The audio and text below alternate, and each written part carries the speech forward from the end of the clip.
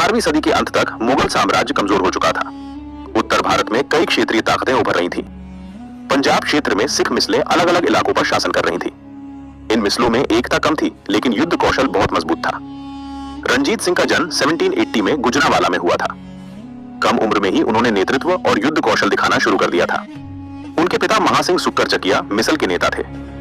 पिता की मृत्यु के बाद रणजीत सिंह ने कम उम्र में नेतृत्व संभाला।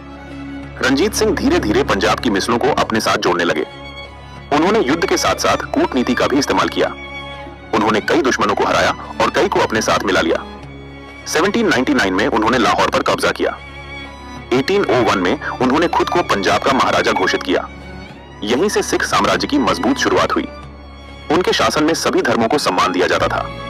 उनकी सेना में सिख, हिंदू और मुस्लिम सभी शामिल थे। उन्होंने यूरोपीय सैन्य अधिकारियों को भी अपनी सेना में रखा।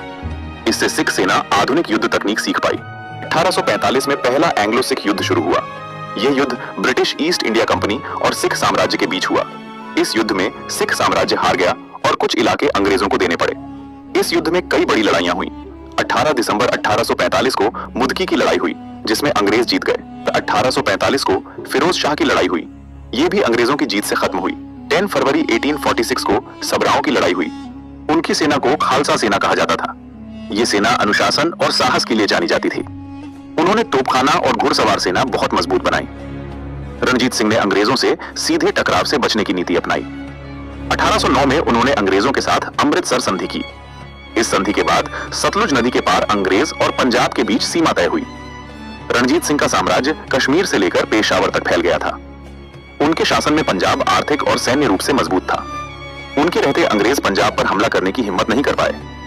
1839 में रणजीत सिंह की मृत्यु हो गई। उनकी मृत्यु के बाद सत्ता संघर्ष शुरू हो गया। उनके बाद खड़क सिंह